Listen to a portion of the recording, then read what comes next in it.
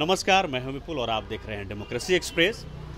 आम चुनाव की जीत और हार में मुसलमानों की अहम भूमिका होती है। इस कम्युनिटी के बारे में कहा जाता है कि केंद्र में ये कांग्रेस के साथ लंबे समय तक रही और अगर बिहार के संदर्भ में हम बात करें तो आरजेडी के साथ, लालू प्रसाद यादव की पार्टी राष्ट्रीय जनता दल के पास।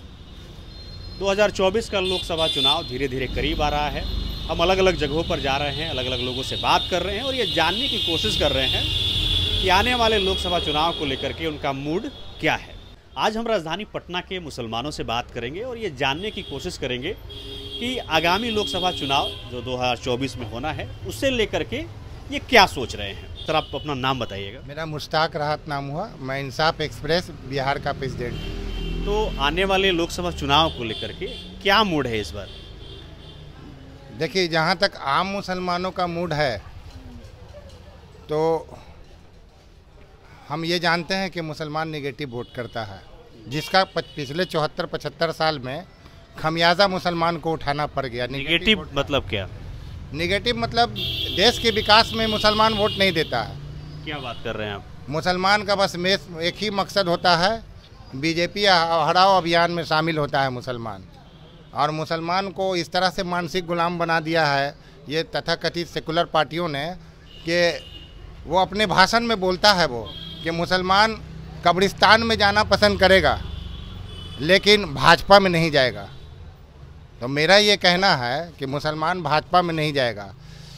ऐसा क्यों, ऐसी स्थिति क्यों है कि आप कह रहे हैं कि मुसलमान कब्रिस्तान में जाना पसंद करेगा पर बीजेपी के साथ वो नहीं जाएगा? तो उन्हें बीजेपी से परहेज है, बीजेपी से परहेज है, यही बात है ना? देखिए, मुसलमान को इस तरह का माहौल बना दिया गया है कि मुसलमान एक तरह से परसेप्शन है भी मार्केट में और कुछ इस तरह का डराया धमकाया गया। जैसे नहीं, आपको क्या लगता है कि मुसलमानों को बीजेपी की तरफ जाना चाहिए? अब हम बताते हैं बीजेपी किस लिए बदनाम है। यही नहीं कि आ जाएगी सत्ता में तो मुसलमानों को खा जाएगी। तो बीजेपी तो सत्ता में है, सत्ता में है तो मुसलमानों को खा जाएगी।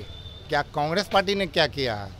ये जो बाबरी मस्जिद जो है जिसका शिलान्यास, पहला शिलान्यास किसने कराया? कांग्रेस पार्टी ने, राजीव गांधी ने कराया, लेकिन बदनाम है दूसरा शिलान्यास वाला। नहीं, आप इस तरह से बात कर रहे हैं जैसे लग रहा है कि बीजेपी से कोई शिकवा ही नहीं है, कोई शिकायत ही नहीं है मुसलमानों को। नहीं, शिकवा है लेकिन सिर्फ मुसलमानों को बरगलाया गया, ऐसा है क्या? देखिए, ऐसा नहीं है। बीजेपी से मेरा यही शिकवा है कि दो तरह का, जैसे कि बैड अमंग वर्ड्स देखते हैं ना, सुनते हैं ना, जैसे चोर दो है, एक है कि खुला दुश्मन, एक है ओपन। तो बीजेपी को खुला दुश्मन मानते? बीजेपी मेरा खुला दुश्मन है, इसलिए हमको तो सब पता ही है उसका एजेंडा। लेकिन जो आपको सो कॉल्ड तथा कथित जो सेकुलर पार्टी है, हमको शिकायत उससे ना है। तो क्या बीजेपी का जो एजेंडा है वो मुस्लिम विरोधी है? मुस्लिम विरोधी है, एकदम पूरी तरह से मुस्लिम विरोधी है। और यही काम कांग्रेस भी करती है, लेकिन कांग्रेस चूँकि पॉलिश पार्टी है। मतलब हाल के दिनों में ऐसी कुछ घटनाओं का जिक्र कर सकते हैं आप? देखिए, जहाँ तक बीजेपी की बात है तो ऐसी घटना है जैसे कि उनका मुद्दा कोई देश के विकास से उनको कुछ लेना देना नहीं है। अगर आपके से हम जो बात कर रहे हैं, जो बीजेपी का मुद्दा, अगर कब्रिस्तान और पाकिस्तान और मुसलमान और अफ़गानिस्तान और इस तरह का जो अगर ये सब से निकाल दिया जाए तो बीजेपी के पास कोई मुद्दा नहीं है फिर। या मंदिर, मस्जिद, दिवाली, रमज़ान, बस यही सब इनका मुद्दा है। कब्रिस्तान, अब ये सब कोई मुद्दा होता है? मुद्दा बीजेपी तो कह रहे कि हम डेवलपमेंट के मुद्दे पे चुनाव लड़ते हैं। बीजेपी डेवलपमेंट के लिए बात करती है, डेवलपमेंट का मुद्दा रहता है, लेकिन प्रैक्टिकल में वो नहीं है। पर जब वो सरकार में आती है तो उसका जो अपना एजेंडा है उस पर काम करती है। आप ऐसा करें एजेंडा धीरे धीरे वो तो देखिए, आने वाले टाइम में ये जो संविधान है ना, वो सबसे ज़्यादा खतरा संविधान को और दलितों को है। मुसलमान को बीजेपी से उतना खतरा नहीं है। मुसलमान को पाने के लिए बहुत कुछ है बीजेपी से, खोने के लिए कुछ नहीं है। मुसलमान के पास है क्या जो बीजेपी मुसलमान से छीन लेगी? मुसलमान 53% मुसलमान आज़ादी के पहले सरकारी नौकरी में थे, जो इस कांग्रेस ने बर्बाद कर दिया। अभी तो हम 1.5% हैं। इससे ज़्यादा मेरी बदतर स्थिति क्या होगी? राजा जितना तरह का मतलब हर सामाजिक, चाहे एजुकेशनली देखिए या पॉलिटिकली देखिए या आपको इकोनॉमिकली देखिए या सोशली देखिए, मुसलमान बहुत ज़्यादा उत्थान था, बहुत अपलिफ्टमेंट था।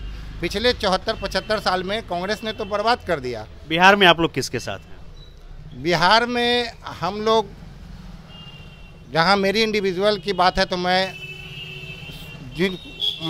अभी किसी के साथ नहीं हूँ। नीतीश जी के साथ? नीतीश जी ने थोड़ा बहुत काम किया है, लेकिन नीतीश जी के साथ, हम तो नीतीश जी के साथ हैं, नीतीश जी हमारे साथ कब तक रहेंगे इसकी गारंटी कौन लेगा? मतलब आपके साथ कब तक रहेंगे, इसका क्या मतलब है? इसका मतलब है देखिए, हम तो रिस्पेक्ट करते हैं, आदरणीय हैं, ना उनके ऊपर ना मतलब परिवारवाद का मतलब ये है, ना घोटालेबाज हैं, लेकिन उनके बारे में जो पलटू राम वाला है तो छवि वो कैसे ठीक करेंगे? वो लंबे समय तक तो वो बीजेपी के साथ रहे हैं। तो ठीक है, बीजेपी के साथ रहें, लेकिन उससे जहाँ भी रहें वो मुसलमान को कोई लॉस नहीं है। तो अगर वो बीजेपी के साथ जाते हैं तो उससे परहेज है? देखिए, आम मुसलमान को परहेज है, इंडिविजुअल आप मेरी बात कर रहे हैं, मेरा क्या रेंज है?